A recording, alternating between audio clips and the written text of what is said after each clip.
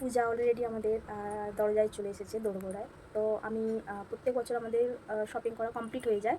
এই বছর এখনও আমি শপিং করতে শুরু করিনি। মনে হয় মনের বয়স বেড়ে গেছে।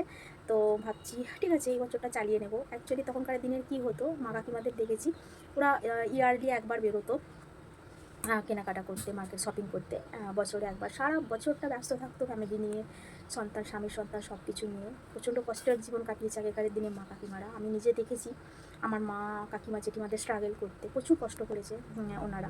মানুষ জীবনটা একবারই, ভগবান বলেন যে কর্মের ওপর নাকি আবার জীবন পাওয়া যায়। তো আই হোপ যারা অনেকটা কষ্ট করে জীবন ত্যাগ করে চলে গেছে তাদের ভবিষ্যৎ জীবনটা আবার খুব সুন্দর হবে। তারা আবার শিশু হয়ে জন্ম নেবে, তারা আবার এনজয় করবে লাইফটা, মেবি মোর দ্যান আস, আমাদের থেকেও অনেকটা বেশি তারা এনজয় করবে।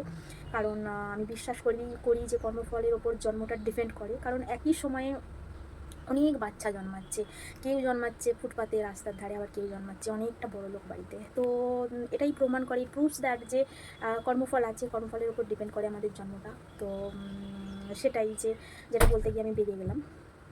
আগেকার দিনে মা কাকিমারা এত কষ্ট করেছে, বছরে একবার মার্কেট শপিং করতে যেত। কিন্তু এখন আমরা হয় কি সারা বছরটা শপিং করতে থাকি, তো আলাদা করে আর আনন্দ অনুভব করি না যে কখন শপিং করতে যাব, কখন শপিং করতে যাব, এমন একটা জায়গায় বা আমরা থাকি।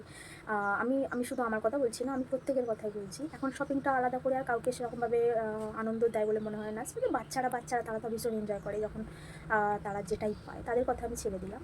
তো এটাই আমাদের জন্য বলার যে আই হোপ সবাই এনজয় করবে, অ্যান্ড আমিও শপিং শুরু করব এবার, আর আমিও আনন্দ করব, আপনারাও আনন্দ করুন।